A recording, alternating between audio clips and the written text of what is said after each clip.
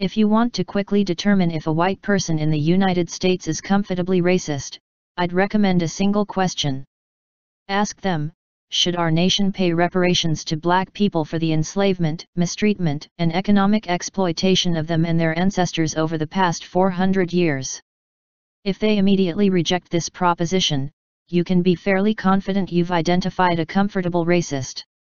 On the other hand, if they're willing to give this question serious consideration, you've probably identified an ethically responsible and racially conscious white person.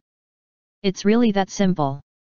There is simply no compelling argument against the payment of reparations. The studies and research have been done. The historians, economists, and ethicists have spoken. While there can and should be considerable debate over how reparations should be made, any white person who argues against reparations is either ignorant, immoral, racist, or all of the above. Additionally, if you encounter someone opposed to paying reparations, you can be fairly certain they will offer one or all of the following three arguments. I have no responsibility. Neither I nor my ancestors owned slaves. Though I doubt most of these people have the genealogical support for their claim, such evidence would be irrelevant. The economic advantages of slavery were not limited to slave owners. Though the highest concentration of millionaires in the United States in 1840 was in the Mississippi Valley, the wealth created by slavery flowed north to the textile mills, banks and, ultimately, to every white family. Cotton was the single greatest economic driver in early American history. Without the millions of hours of slave labor provided by black people, the American economy would not have thrived. The affluence generated by this labor, though unevenly divided amongst the white population, was limited to white people. You didn't have to be a slave owner to benefit from the enslavement of black people. You only had to be white. Indeed, the recognition of this reality fueled the strong Southern support for defending slavery during the Civil War. Though only a quarter of Southern whites actually owned slaves, all of them were keenly aware of the benefits they produced. Indeed, at the time of the Civil War, slaves constituted the single greatest financial asset in the United States. While it is certainly possible to argue that some white people benefited more from slavery than others, it is difficult to argue that even the poorest white person has received no benefit. And it is irrefutable that the chief producers of all of this immense wealth, black people, received absolutely no financial benefit from their labor. More damning, in 1865, when they were freed from legal bondage, they were paid no back wages. Most black people were left so destitute that they quickly became sharecroppers, which was often even more economically oppressive than slavery. For these reasons, the huge disparities in accumulated wealth and economic status between white people and black people today have their roots in this historic injustice. Those who argue against reparations because they or their ancestors didn't own slaves are like people who fill their homes with property they know was stolen from others. They may not be thieves, but they are hardly examples of responsibility and integrity. When forced to face this reality, they usually offer this argument.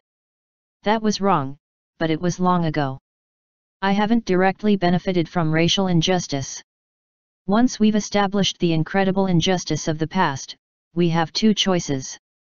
If we're ethical white people, we take responsibility for the injustices of our ancestors. If we're immoral and racist, we throw our ancestors under the bus. We argue for our innocence and blamelessness.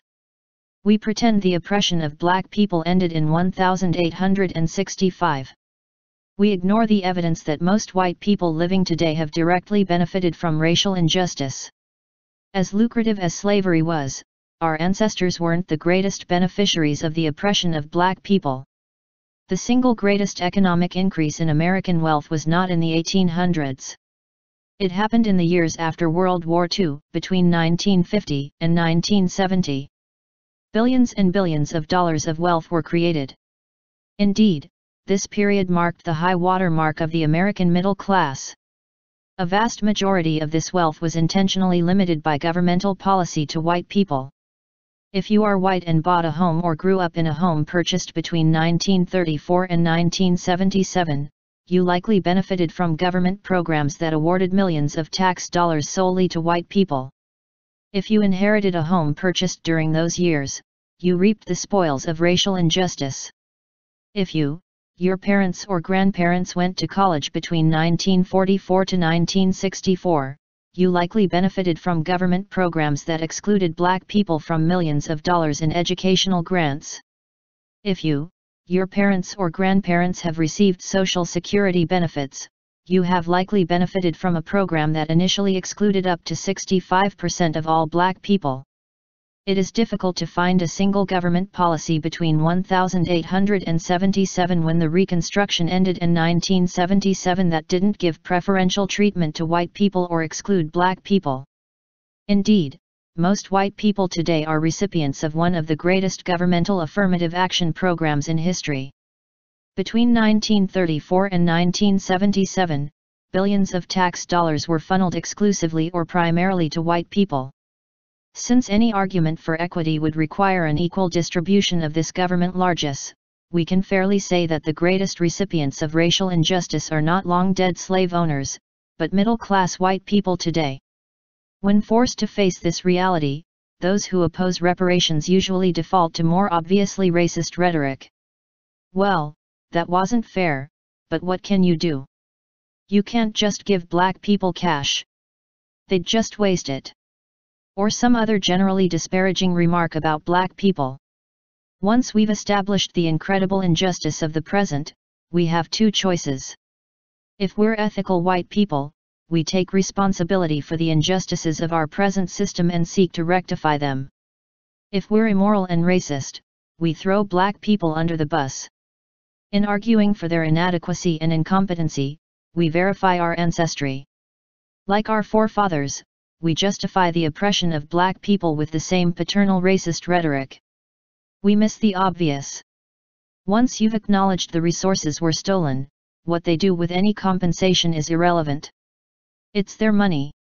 How reparations are paid shouldn't be up to white people. I can't imagine any court in the land that would leave the terms of compensation up to the thieves. What we must do as a country is determine an appropriate amount of compensation for the damages done to generations of black people. That's going to be expensive.